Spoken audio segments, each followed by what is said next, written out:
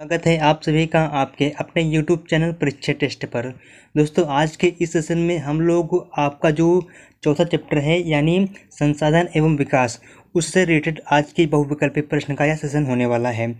दोस्तों आज का ये सेशन आपके लिए बहुत ही बेहतरीन और बहुत ज़्यादा इम्पोर्टेंट है, क्योंकि जो दोस्तों आपका सन 2023 का एग्ज़ाम पैटर्न है उसके अनुसार तो ये बहुत ज़्यादा महत्वपूर्ण सेशन है। क्यों सेशन है आइए इसको हम समझा देते हैं आपको।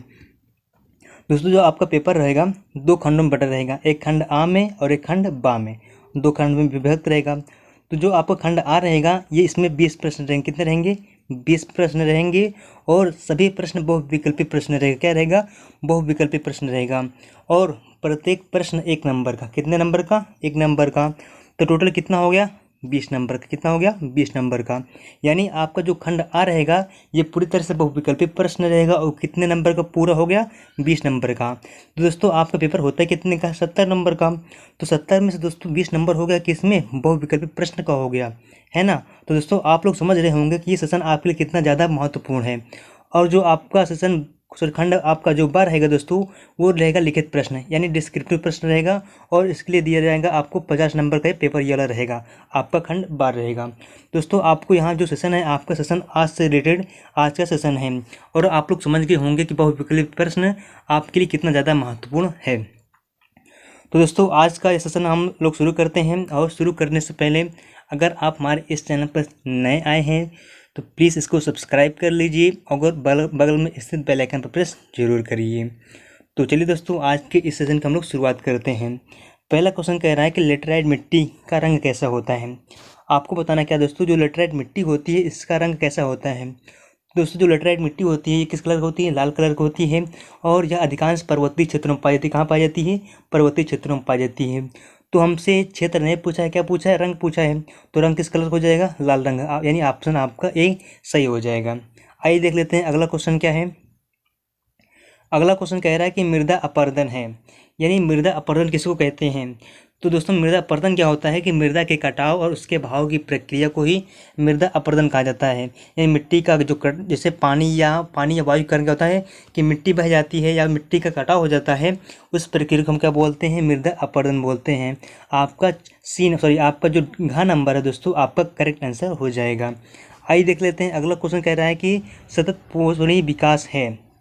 आपको ये बताना दोस्तों कि सतत पोषणीय विकास कहते किसको हैं।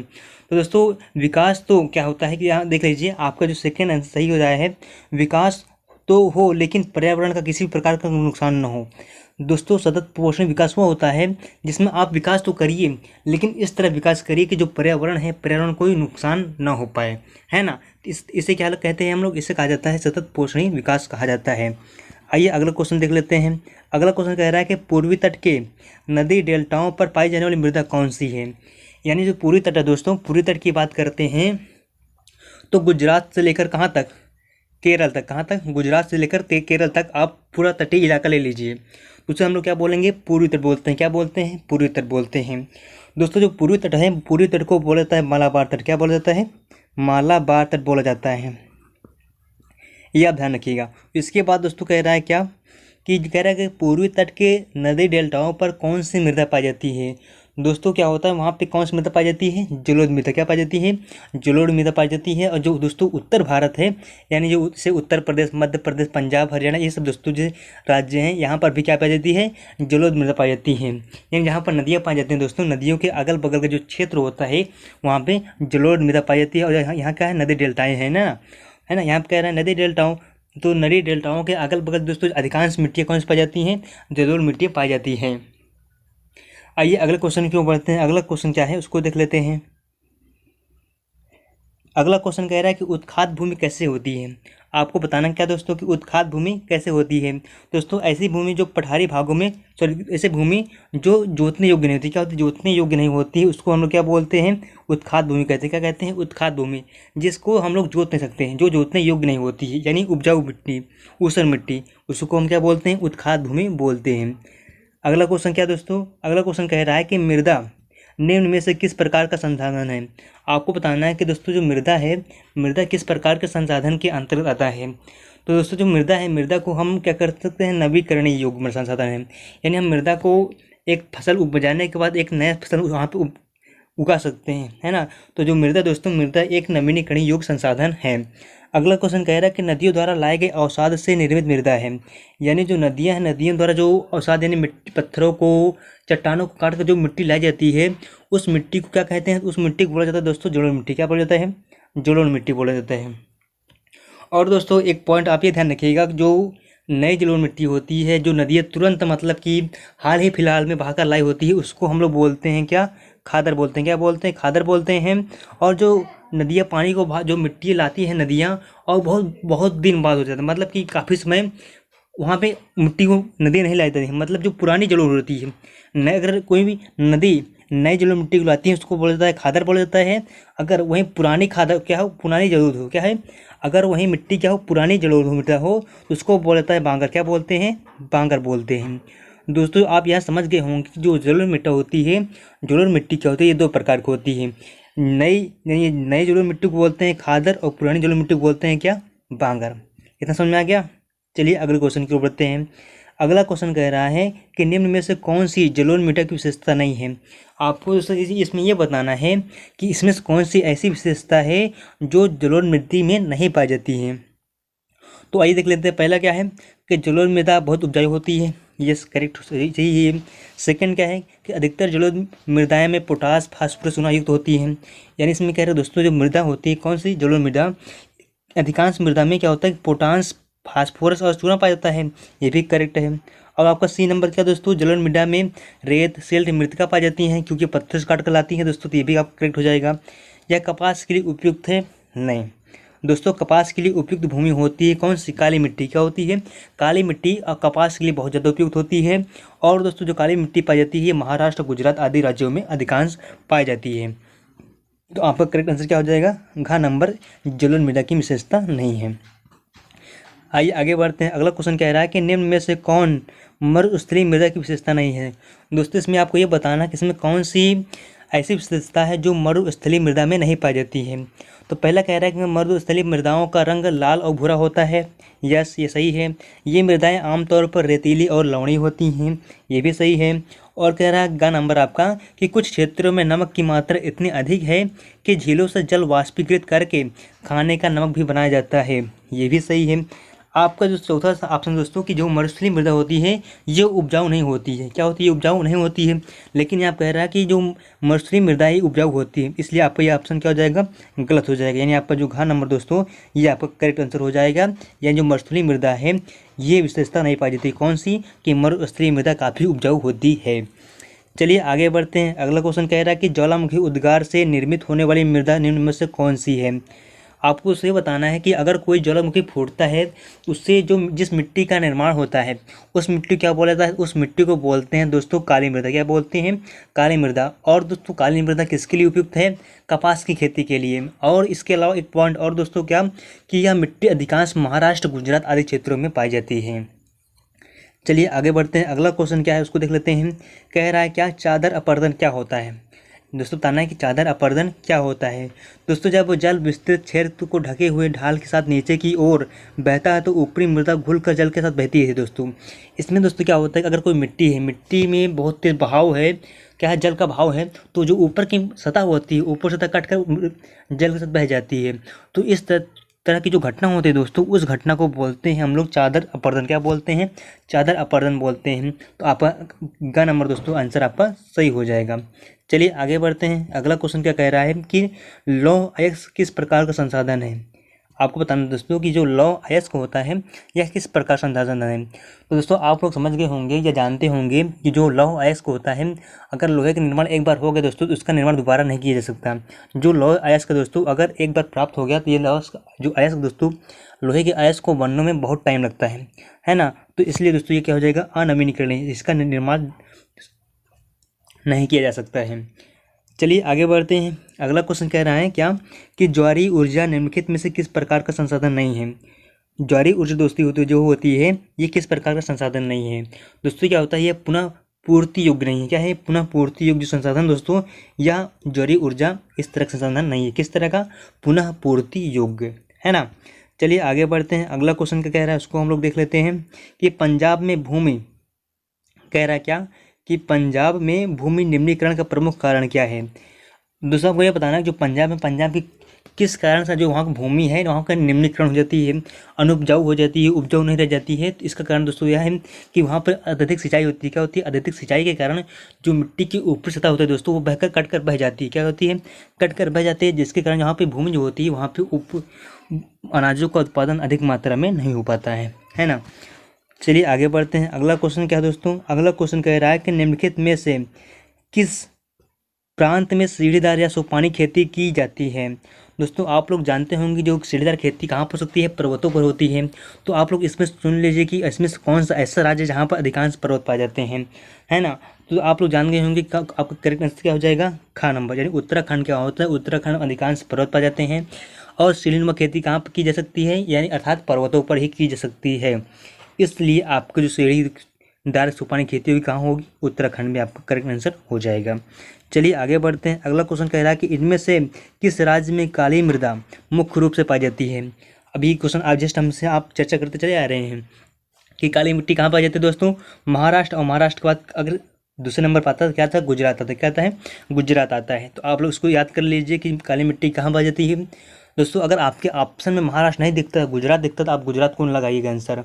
अगर गुजरात नहीं है तो सबसे पहले नंबर किसको देंगे? प्रियोरिटी देंगे या महाराष्ट्र को प्रियोरिटी दिया जाएगा। चलिए आगे बढ़ते हैं। अगला क्वेश्चन कह रहा है कि संसाधन की उत्पत्ति के आधार पर, कह रहा है संसाधन की उत्पत्ति के आधार पर प्रकार बताइए। हमको बताने का दोस्तों संसाधन जो है, संसाधन को उत्पत्ति के आधार पर इसका प्रकार बताना है कि संसाधन कितने प्रकार का होता है। तो दोस्तों अगर हम उत्पत्ति के आधार पर बात करें संसाधन के, संसाधन दो प्रकार के होते हैं, एक जैव और अजैव। क्या होता है? जैव और अजैव दो प्रकार संसाधन होते हैं। किस आधार पर? उत्पत्ति के आधार पर। दोस्तों ये ध्यान रखिएगा, संसाधन दो प्रकार के होते हैं। किसके आधार पर? उत्पत्ति के आधार पर जैव और अजैव होते हैं। चलिए आगे बढ़ते हैं। अगला क्वेश्चन कह रहा है कि निम्नलिखित में से किस राज्य में काली मिट्टी पाई जाती है? तो दोस्तों देख लीजिए, अब दोनों क्वेश्चन आगे फंस गए ना कि महाराष्ट्र और गुजरात, महाराष्ट्र गुजरात। दोस्तों आप ये रट लीजिए, क्वेश्चन आपके एग्जाम में बन सकता है कि काली मिट्टी कहाँ पाई जाती है। तो दोस्तों आप प्रियोरिटी किसको देंगे? सबसे पहले महाराष्ट्र को। किसको देंगे? महाराष्ट्र को। अगर महाराष्ट्र ऑप्शन में नहीं दिखता है तो गुजरात को, किसको लगाइए आप? गुजरात को आंसर लगाइए, ठीक। क्योंकि सबसे ज़्यादा मिट्टी पाई जाती है महाराष्ट्र में। महाराष्ट्र के बाद दूसरे स्थान पर आता है गुजरात आता है। अगर महाराष्ट्र नहीं दिखता तो आप कहाँ लगाएंगे? गुजरात आपका करेक्ट आंसर हो जाएगा।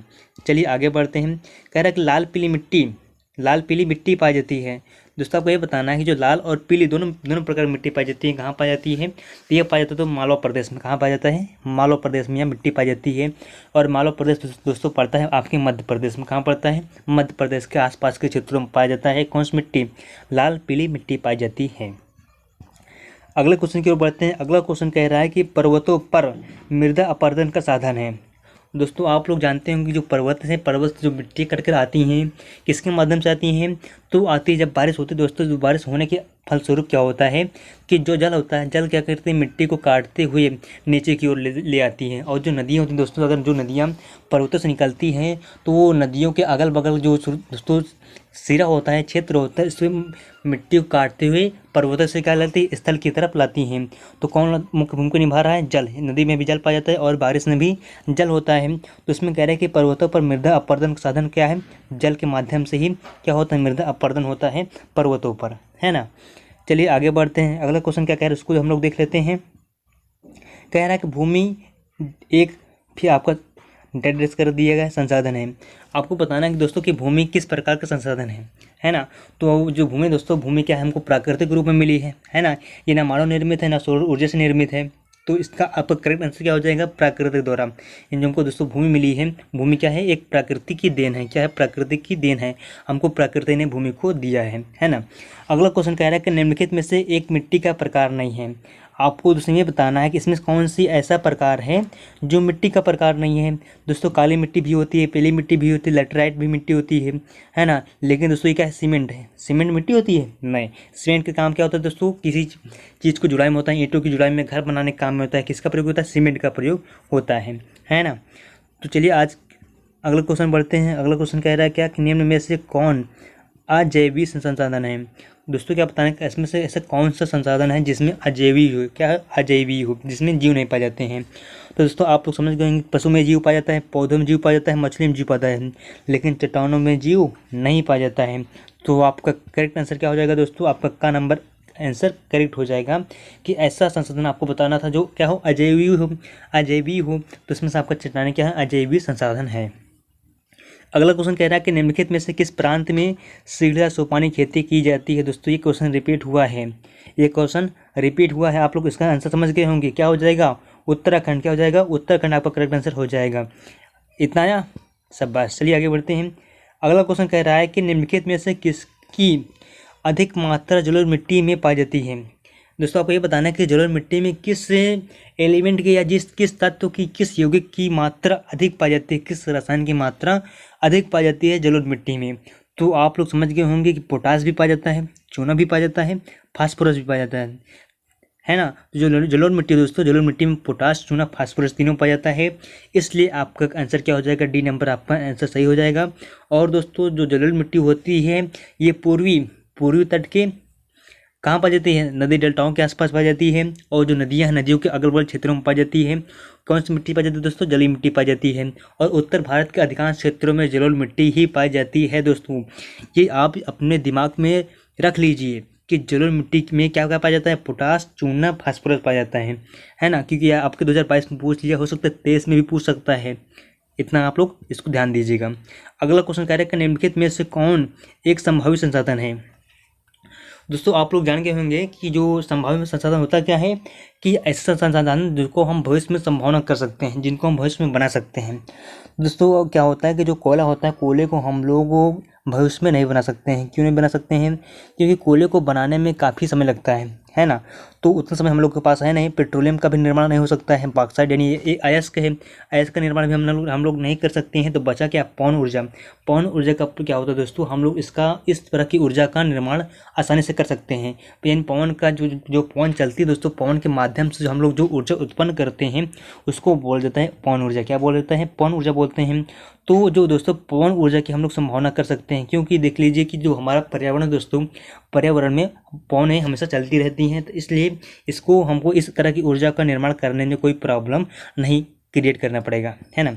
चलिए आगे बढ़ते हैं। अगला क्वेश्चन क्या है, अगला क्वेश्चन दोस्तों कह रहा है कि निम्नलिखित में से कौन सा संसाधन पुनः चक्रीय है। यानी दोस्तों आपको ये बताना है कि ऐसे कौन सा संसाधन है जिसको हम लोग उसका पुनः चक्र कर सकते हैं, यानी पुनः उसका निर्माण कर सकते हैं, है ना। तो इसमें कौन सा दोस्तों, लोहा आपका क्या है, पुनः चक्रीय संसाधन के अंतर्गत आता है। निम्न में से कौन सा एक व्यक्तिगत संसाधन नहीं है। दोस्तों इसमें से आपको ये बताना है कि इसमें से ऐसे कौन सा संसाधन है जो क्या है कि व्यक्तिगत रूप से किसी पर्सनल व्यक्ति के हाथ में नहीं है, वो क्या है, सामूहिक रूप से है, सभी व्यक्ति को दिया जाता है। दोस्तों वो क्या है, भूमि दोस्तों एकमात्र ऐसा संसाधन है जिस पर किसी एक व्यक्ति का अधिकार नहीं है, उस पर क्या है, सभी सामूहिक रूप से सभी लोगों का इस पर अधिकार है। तो दोस्तों आपका करेक्ट आंसर क्या हो जाएगा, भूमि इज करेक्ट आंसर हो जाएगा, है ना। तो दोस्तों आज का सेशन यहीं पर समाप्त होता है। अगर आपको ये मेरा सेशन पसंद आया हो तो प्लीज़ इसको लाइक करिएगा और ज़्यादा से ज़्यादा अपने दोस्तों के पास शेयर करिएगा। और दोस्तों अगर आपने इसके पहले के सेशन को नहीं देखा है तो मैंने इसकी लिंक को डिस्क्रिप्शन बॉक्स में दे दिया है, आप वहाँ पर जाकर इसको देख सकते हैं। और इसके अलावा दोस्तों अगर आप हमारे इसी तरह के वीडियो को लाना चाहते हैं तो आप प्लीज़ कमेंट जरूर करिएगा और मैं आपके लिए इसी तरह की वीडियो लाता रहूँगा। तो आज के लिए बस इतना है दोस्तों, मिलते हैं कल के अगले सेशन में। ओके दोस्तों, thanks for watching my video.